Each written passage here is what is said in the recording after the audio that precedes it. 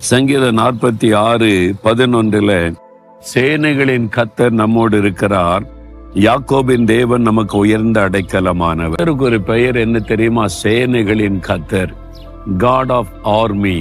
நாம் தேவனுடைய பிள்ளைகளாய் மாறின உடனே பரலோகம் நமக்கு பாதுகாப்பு கொடுக்கும். நம்ம பரலோகவாசிகளாய் மாறுகிறோம், பரலோகத்தின் தேவனுடைய பிள்ளைகளாக மாறுகிறோம். அப்பொழுது பரலோகத்தில் இருக்கிற தேவ தூதர்களுக்கு தேவன் கட்டளையிட்டு நம்மை பாதுகாக்க முடிக்க சூழப்பாளையம் இறங்குவார்கள்.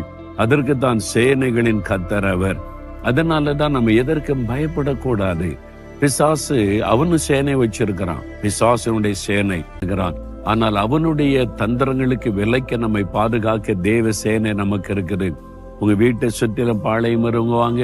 நீங்க போகிற இடமெல்லாம் தேவதூதர்கள் பாளையம் இறங்கி பாதுகாப்பாங்க. நீங்க விசுவாசத்தை துதித்து பாருங்க, அதை உணர முடியும்.